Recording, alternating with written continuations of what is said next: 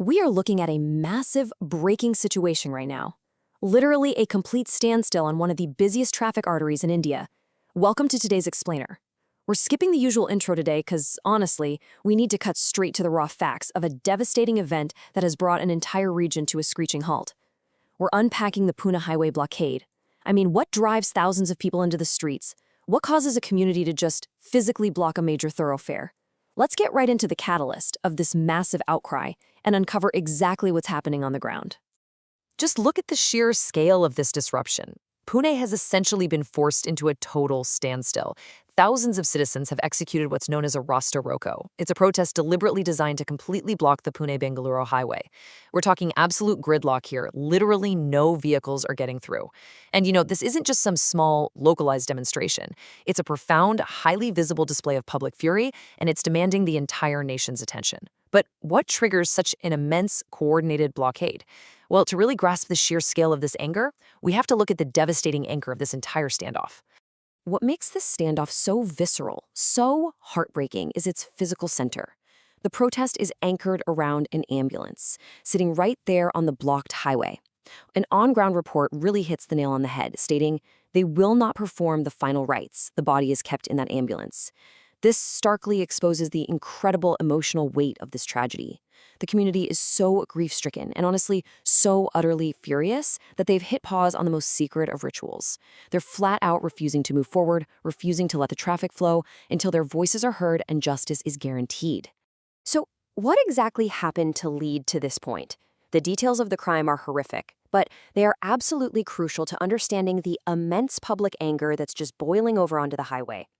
The victim was just 4 years old, a little girl from Diari, Pune. She was brutally assaulted and murdered. This happened in Nasrapur village in the Bor Taluka. The details are grim, and they're difficult to process. Her head was crashed with a stone. These are the sharp, painful realities of the crime. A senseless, brutal act against an entirely innocent child.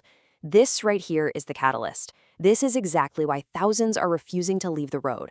Okay, let's dive into this next piece of the puzzle because this is where the public's grief turns into downright systemic outrage. The accused in this heinous crime is a 65-year-old man identified as a daily wager in the area. Following his arrest, he was remanded to a 5-day police custody, so he'll be under intense interrogation until May 8th.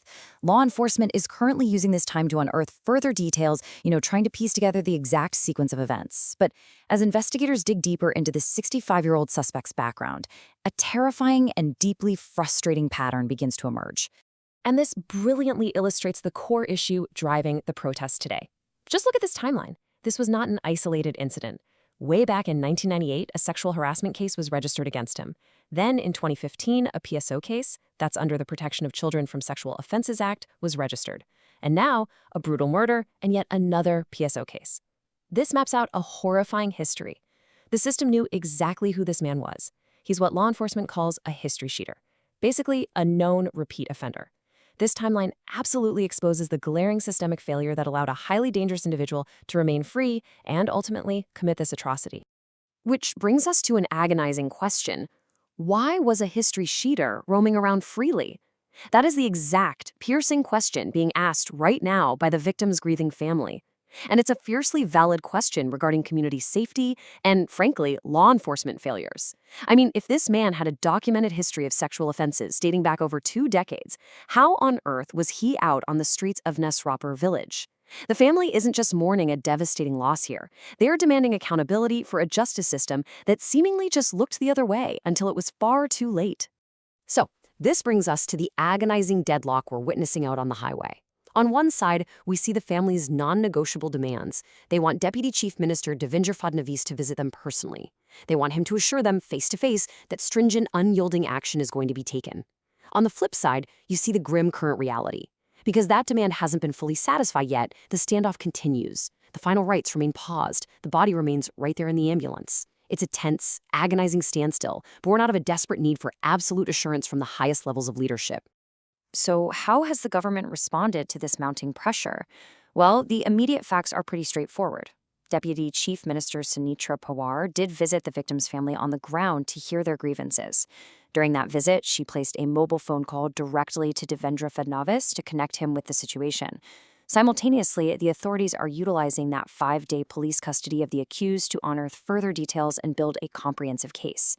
These are the factual, stated steps taken by officials in response to the massive crowds currently blocking the Pune-Bengaluru artery.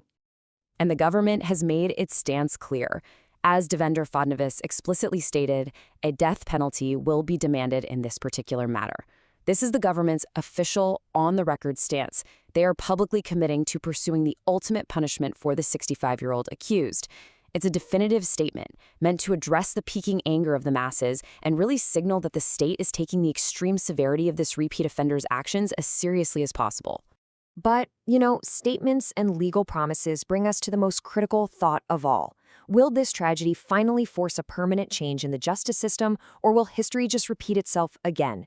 We've seen the timeline. We've seen the previous offenses, spanning decades.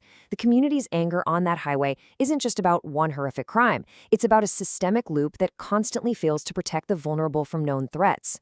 Will the tragic loss of a 4-year-old girl finally be the catalyst that ensures history cheaters aren't left to roam freely?